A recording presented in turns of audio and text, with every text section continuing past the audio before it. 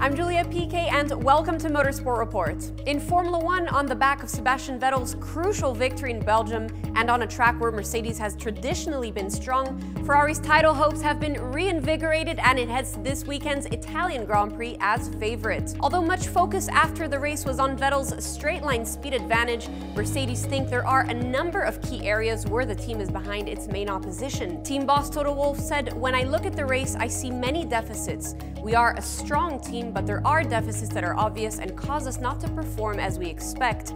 It is the slow speed and it is the traction, and this is what I would summarize as the main weaknesses at the moment." Wolff is clear that what he calls an innovative Ferrari remains ahead in the power stakes after both introduced their latest engine upgrades at the Belgian Grand Prix. Although Mercedes can no longer introduce any major engine hardware changes without taking a grid penalty, Wolff believes there is still scope within the regulation to close the power gap to Ferrari. Stoffel Vandoorne believes McLaren has not made any progress in Formula 1 this season after admitting it is difficult to get a worse weekend than the Belgian Grand Prix. Vandoorne was last of the 15 finishers at Spa, having qualified slowest as both he and teammate Fernando Alonso lacked pace from the opening practice session.